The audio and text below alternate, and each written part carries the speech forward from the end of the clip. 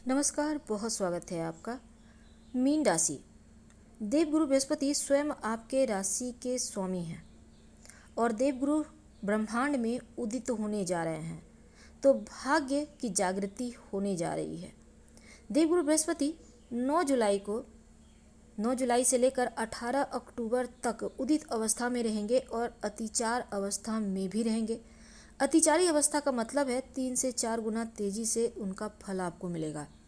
तो चतुर्थ भाव में देवगुरु बृहस्पति उदित होंगे और चतुर्थ भाव इनका साम्राज्य रहेगा। तो साम्राज्य देवगुरु बृहस्पति का कायम और मीन राशि वालों आपके राशि के स्वामी हैं। आपके ऊपर शनिदेव की 7.5 छाती पे भी चल रही है। तो चलिए शुरुआत से समझते हैं कि शनिदेव और गुरु दोनों मिलकर कैसे इन 4 महीनों में आपकी लाइफ को बदलने वाले हैं पॉजिटिव। तो सबसे पहले जानिए कि 15 मई को देवगुरु बृहस्पति वृषभ राशि से निकलकर मिथुन राशि में प्रवेश किए हैं। यानी आपके जिस देवगुरु बृहस्पति आपके तीसरे भाव शत्रु के भाव को छोड़कर चौथे घर में आए हैं। अब यहाँ पर चतुर्थ भाव में तो हैं, लेकिन 12 जून भगवान सूर्य के द्वारा देवगुरु बृहस्पति अस्त हो गए थे, तो इनके जो शुभ प्रभाव है उनमें एक कमी आ गई थी। आपको शुभ प्रभाव ठीक से मिल नहीं पा रही थी, कृपा बरस नहीं पा रही थी। लेकिन अब 6 जुलाई से देवगुरु बृहस्पति उदित होने जा रहे हैं। हालांकि पूर्णतया उदित वो 9 जुलाई से होंगे। तो जब देवगुरु बृहस्पति उदित होंगे पूर्व दिशा में, तब आपकी लाइफ एकदम से बदल जाएगी, यू टर्न लेगी। भाग्य का सपोर्ट मिलेगा और सबसे मजबूती से ज़्यादा प्रभाव भी पड़ेगा। अब देखिए, भाग्य के साथ कर्मों का भी साथ होगा। हालांकि आपके ऊपर भले ही शनिदेव की 7.5 छाती पे चल रही है, लेकिन 13 जुलाई को शनिदेव वक्री होंगे। तो वक्री होंगे तो कमज़ोर अवस्था में आएंगे, तो उतना बुरा प्रभाव नहीं पड़ेगा।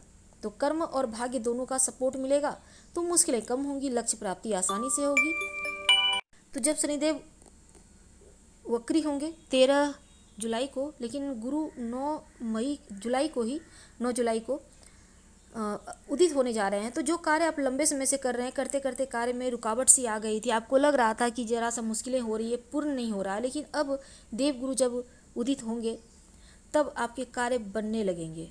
आप एकदम से आपके अंदर छुपी हुई प्रतिभा बाहर आएगी, निखरेगी, आपके अंदर स्फूर्ति आएगी, कार्य को करने की मजबूती, इच्छा शक्ति बेहतर हो जाएगी, आपकी क्षमता बढ़ेगी। आप एकदम क्लियर तरीके से चीज़ों को समझेंगे, परखेंगे और करेंगे और आपको इसका फल भी मिलेगा। तो चौथे भाव का फल मिलेगा, गुरु उदित होंगे। जमीन ज़्यादा संबंधी चौथा भाव का फल, जमीन ज़्यादा संबंधी कार्यों में आपके लिए बढ़िया योग बनेंगे। कोई अधूरा काम है वो पूरा होगा, खासकर प्रॉपर्टी को लेकर विवाद था वो समाप्त होगा, गुरु का साथ मिलेगा।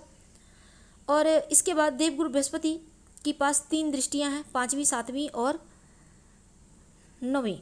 तो 5वीं दृष्टि अब ये आपके लिए, देखिए 5वीं दृष्टि तो आपके अष्टम भाव पर, लेकिन अब ये जो शनिदेव है ना उच्च के हो जाते हैं तुला राशि में, तो कर्म का साथ भी मिलेगा। चूँकि तुला राशि यानी 8वां घर जो है वो शुक्र का घर है, और शुक्र पर जब शनिदेव की यहाँ पर उच्च की राशि है तुला राशि या प्रिय राशि भी कह सकते हैं, और यहाँ पर जब देवगुरु बृहस्पति की अमृत दृष्टि पड़ेगी तो यहाँ पर आपको अष्टम भाव का भी शुभ फल मिलने लगेगा। कैसे मिलेगा ये पहले समझते हैं। देखिए, सबसे पहली बात तो अष्टम भाव होता है अनिश्चितताओं का, रुकावट का, समस्याओं का, परेशानियों का। लेकिन जब गुरु की दृष्टि पड़ेगी तो समस्याओं का निराकरण होगा, रुकावटें समाप्त होगी, समस्या समाप्त होगी, परेशानियां खत्म होंगी। क्योंकि अमृत दृष्टि पड़ेगी तो हर चीज़ में जीवंतता आ जाएगी, हर मुश्किल समाप्त हो जाएगी। तो देवगुरु बृहस्पति शुभ ग्रह हैं, बदलाव होगा जो वो शुभ ही परिणाम देगा। 18 अक्टूबर तक ये प्रभाव मिलने वाला है। कोई पॉजिटिविटी आपको यहाँ पर जरूर मिलेगी, सकारात्मक सिचुएशन भी मिलेगा, देवगुरु बृहस्पति का साथ मिलेगा, रुकावटों से बाहर निकलेंगे। अगर आप कोई गुप्त कार्य से जुड़े हैं, तंत्र मंत्र साधना करते हैं, या फिर आप ध्यान योगा के जरिए भी आपको लाभ होगा, तो गुरु की दृष्टि आपको अष्टम भाव पर मिलेगी। और रिसर्च करने वाले लोगों को भी एक नया आपका कह सकते हैं आयाम प्राप्त होगा, अच्छा मौका मिलेगा। अब इसके बाद देवगुरु बृहस्पति की एक दृष्टि पड़ेगी आपके 10वें घर पर, यानी करियर का भाव पर। तो करियर का भाव पर शनिदेव की भी दृष्टि है। लेकिन जब शनिदेव तो वक्री होने जा रहे हैं 13 को, लेकिन गुरु की दृष्टि अब अमृत तत्व का काम करेगा। और शनिदेव की दृष्टि को थोड़ा सा यहाँ पर जो अशुभ फल था, शनिदेव की दृष्टि में विष है तो गुरु की दृष्टि में अमृत है, तो विष को अमृत का छिड़काव होने से जीवंतता अनुभव होगा। यह सब कुछ अच्छे से आपको मैनेज प्राप्त होने लगेगा। तो करियर के स्वयं स्वामी है, भाग्य करियर का दोनों का सपोर्ट मिलेगा। और जिस भाव पर शनि और गुरु का एक साथ प्रभाव आ जाता है सबसे ज़्यादा प्रभावशाली हो जाता है। तो करियर के मामलों में अच्छा प्रभाव मिलेगा। नए काम की शुरुआत करना है, कर डालिए। आप योजना बनाकर कार्य कर सकते हैं। नए जॉब की तैयारी कर रहे हैं, बिजनेस की तैयारी कर रहे हैं, पद प्रतिष्ठा प्राप्ति के योग बनेंगे, इंक्रीमेंट बढ़ेगा। शनि और गुरु दोनों की दृष्टि है, सबसे ज़्यादा सुफल दशम भाव का ही मिलेगा। तो आपको कर्म क्षेत्र नहीं बल्कि समस्त कार्य अपने हाथों से करना चाह रही है, क्योंकि यहाँ पर जो भी कार्य अपने हाथों में लेंगे वो कार्य आपको आपके लिए पूरा होगा। और शनिदेव का यहाँ पर साथ मिलेगा, भाग्य का सपोर्ट मिलेगा।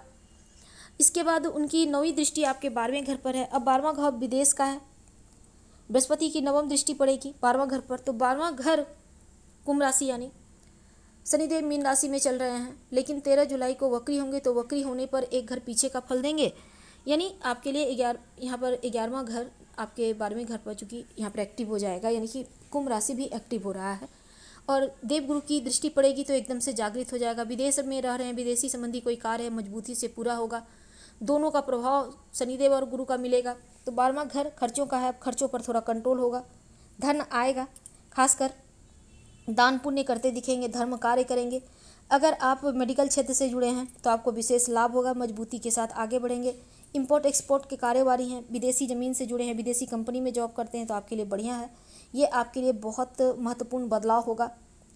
बस भगवान पर भरोसा रखें, धीरज रखें, किस्मत का साथ आपको मिलेगा। उपाय क्या करेंगे? ओम ह्रीं बृहस्पति नमः, इस मंत्र का जप रोज सुबह करना है, या आप शिव जी के शरण में रह सकते हैं, नमः शिवाय का भी जप कर सकते हैं। कोई एक काम कर ले, रोज शाम में ओम शनिचराय नमः का जप करें या शनि चालीसा का पाठ करें तो आपके लिए मुश्किलें कम हो जाएगी। हम आपसे विदा लेते हैं। जानकारी अच्छी लगे तो लाइक कर सब्सक्राइब करें, शेयर करें, कमेंट करें। धन्यवाद। हम फिर मिलेंगे।